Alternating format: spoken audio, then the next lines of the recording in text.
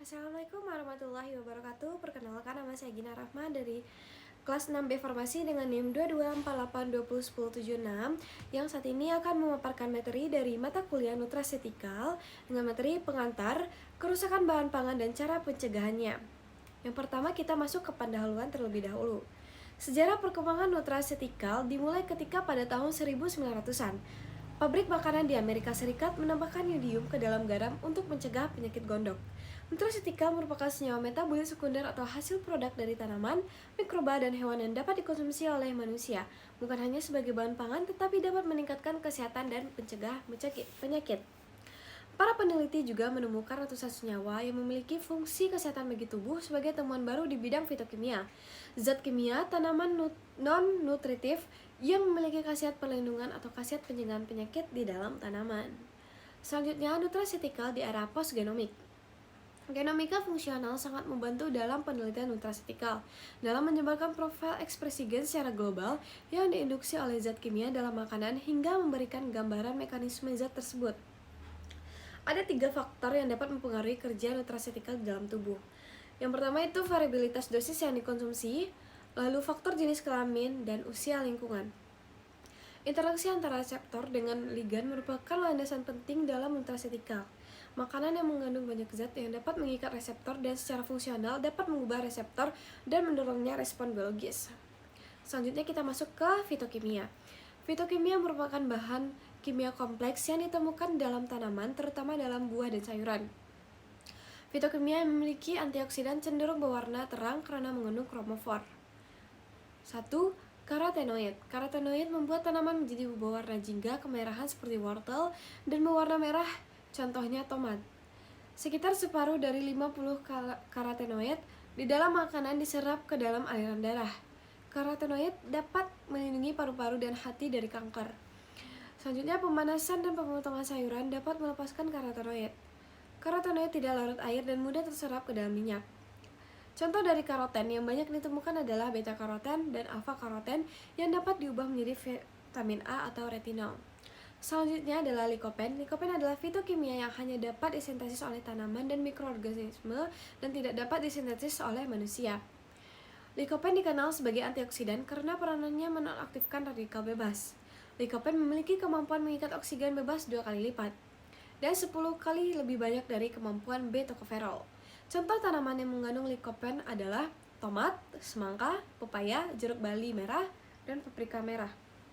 Selanjutnya, lutein, zeaxanthin, dan astaxanthin. Lutein adalah xanthofil dan salah satu dari karotenoid di dalam sayuran yang berwarna hijau sebagai antioksidan. Zeaxanthin adalah salah satu karotenoid alkohol yang paling sering ditemukan di alam sebagai antioksidan, dan astaxanthin bermanfaat untuk mengatasi penyakit degeneratif pada lansia seperti nyeri otot, RA, kulit keriput, dan kerusakan kulit akibat sinar UV. Yang keempat ada terapi antioksidan. Antioksidan merupakan senyawa yang dapat memperlambat atau mencegah kerusakan akibat radikal bebas. Jenis-jenis produk bahan alam yang dapat digunakan sebagai nutrasetikal. Yang pertama, produk yang telah distandarisasi berdasarkan kandungan fitokimianya. Dan kedua, produk yang telah diketahui kemampuannya namun belum distandarisasi atau empiris. Nah, kerusakan bahan pangan. Kerusakan bahan pangan adalah perubahan kualitas bahan pangan yang menyebabkan penurunan mutu, nilai gizi, dan keamanan pangan akibat dibiarkan di ruangan terbuka atau di suhu kamar. Nah, untuk faktor-faktor yang mempengaruhi kerusakan bahan pangan atau makanan adalah jenis pangan atau makanan. Pangan segar seperti sayur, buah, dan daging mudah rusak karena kandungan airnya yang tinggi. Protein yang tinggi dapat memicu pertumbuhan mikroorganisme. Selanjutnya itu pangan kering seperti biji-bijian dan tepung lebih tahan lama tetapi tetap bisa rusak karena serangga, jamur, atau kondisi penyimpanan yang buruk. Nah, kondisi lingkungan mempengaruhi kecepatan kerusakan bahan pangan seperti suhu tinggi mempercepat reaksi kimia dan pertumbuhan mikroba, kelembapan tinggi memicu pertumbuhan jamur dan pembusukan, cahaya bisa merusak kandungan gizi seperti vitamin A dan C, dan oksigen dapat menyebabkan oksidasi lemak atau rasa tengik dan kerusakan warna. Untuk klasifikasinya itu bahan pangan mudah rusak, contoh susu, ikan, telur, dan daging. Bahan pangan agak mudah rusak seperti buah-buahan dan sayur. Bahan pangan tidak mudah rusak seperti sereal dan kacang-kacangan. Tanda dan penyebab kerusakan. Tanda-tanda kerusakan yaitu tekstur yang keras menjadi lunak seperti pisang, wortel, lunak menjadi keras, contohnya tepung, kental menjadi encer, contohnya telur dan produk jelly.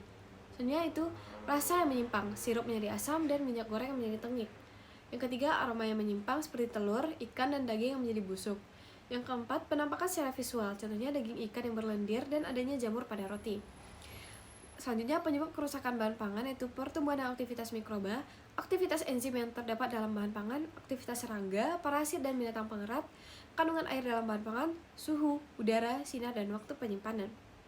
Selanjutnya ada jenis kerusakan yaitu kerusakan mikrobiologis dan biologis, kerusakan mekanis, kerusakan fisik, dan kerusakan kimia. Selanjutnya ada pencegahan kerusakan